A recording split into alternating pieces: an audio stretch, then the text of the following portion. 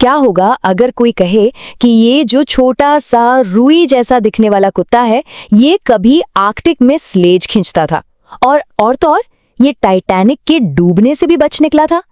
यकीन करना थोड़ा मुश्किल है ना? तो चलिए आज पोमेरेनियन के इसी छिपे हुए इतिहास, उनकी जबरदस्त इंटेलिजेंस और कुछ चौंकाने वाले फैक्ट्स को जानते हैं। तो कहानी की शुरुआत होती है यहां से। देखिए, आज हम जिसे एक सोफे पर बैठने वाला प्यारा सा खिलौना समझते हैं, उसकी हकीकत कुछ और ही थी। जरा सोचिए तो, इनके पूर्वज बड़े और मजबूत स्लेज कुत्ते हुआ करते थे जो बर्फीले तूफानों का सामना करते थे।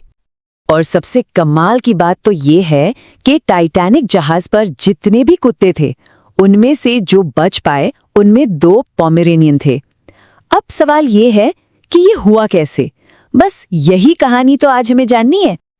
इनका सफर ना वाकई में कमाल का है, आर्कटिक के बर्फीले मैदानों से लेकर शाही महलों तक। आइए देखते हैं कि कैसे एक मेहनती कुत्ता एक शाही नस्ल बन गया। और ये बदलाव, अरे बाप रे, कितना बड़ा है। सोचिए, इनके पूर्वज 14 किलो तक के हुआ करते थे, जबकि आज के पोमेरेनियन का वजन मुश्किल से 3.5 किलो होता है। ये सिर्फ साइज में बदलाव नहीं था, ये तो पूरी नस्ल का एक नया रूप था। आज के पोमेरेनियन को देखकर भला कौन सोच सकता है कि इनका असली काम क्या था? ये स्लेज खींचते थे, जानवरों की रखवाली करते थे और कड़ाके की ठंड वाले मौसम में जिंदा रहने के लिए बने थे। मतलब ये असल में एक बहुत मजबूत वर्किंग क्लास डॉग थे। तो इस नस्ल के बदलने का सबसे बड़ा क्रेडिट जाता है क्वीन विक्टोरिया को। हुआ ये कि 1800 के दशक में जब वो इटली गईं, तो उन्हें मार्को नाम का एक छोटा पोमेरेनियन इतना पसंद आया कि बस फिर क्या था, उन्होंने छोटे और ज्यादा बालों वाले कुत्तों की ब्रीडिंग ही शुरू कर दी।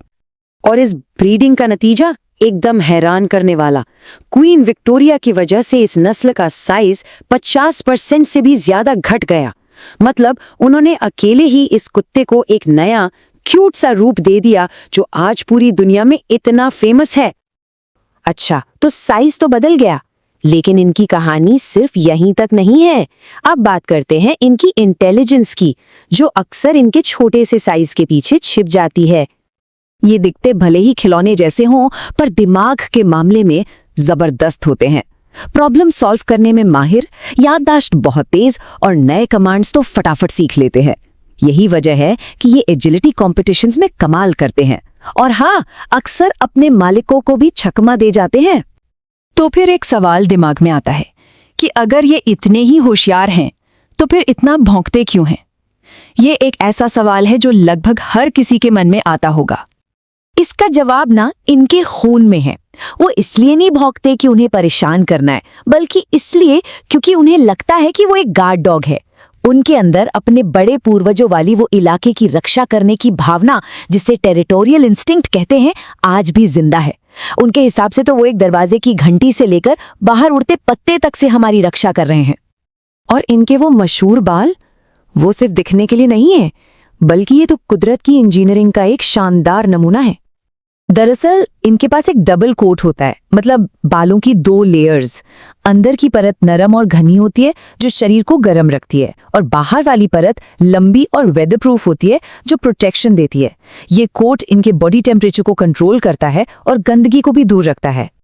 और अब फिर से टाइटैनिक वाला वो हैरान कर देने वाला फैक्ट। उस जहाज पर 12 कुत्ते थे, जिनमें से बचे सिर्फ 3, और उन 3 में से 2 पोमेरेनियन थे। शायद उनके छोटे साइज ने ही उन्हें लाइफ बोट में छिपने और उस ठंडी रात में खुद को गर्म रखने में मदद की। ये उनकी सहन शक्ति का एक और सबूत है। इनकी कहानी सिर्फ शारीरिक ताकत की नहीं है, बल्कि इनकी इमोशनल साइड भी बहुत गहरी है। कहते हैं ना, इनके अंदर शेर जैसा दिल बसता है। पोमेरेनियन इमोशनली इतने ज्यादा सेंसिटिव होते हैं कि पूछिए मत। वे अपने मालिकों का तनाव और उदासी सब महसूस कर सकते हैं, इंसानी भावनाओं की नकल करते हैं, और अगर उन्हें नजरअंदाज किया जाए तो वे डिप्रेशन में भी जा सकते हैं। यही खूबी उन्हें बेहतरीन थेरेपी और सपोर्ट एनिमल बनाती है। अच्छा, किसी ने कभी इनके चलने के अंदाज पर गौर किया है? सिर ऊंचा, सीना बाहर और पूंछ एकदम गल्फ से मुड़ी हुई।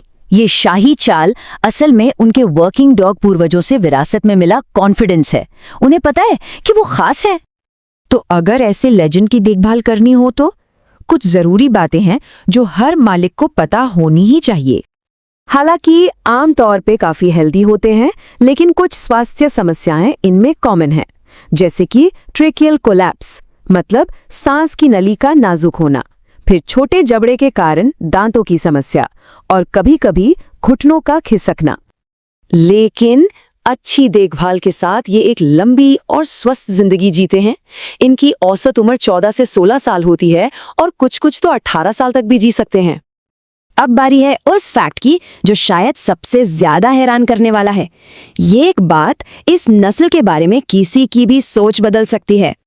पोमेरेनियन के शरीर के वजन के मुकाबले उनके दिमाग का अनुपात यानी ब्रेन टू बॉडी रेशियो ज्यादातर कुत्तों की नस्लों से बड़ा होता है।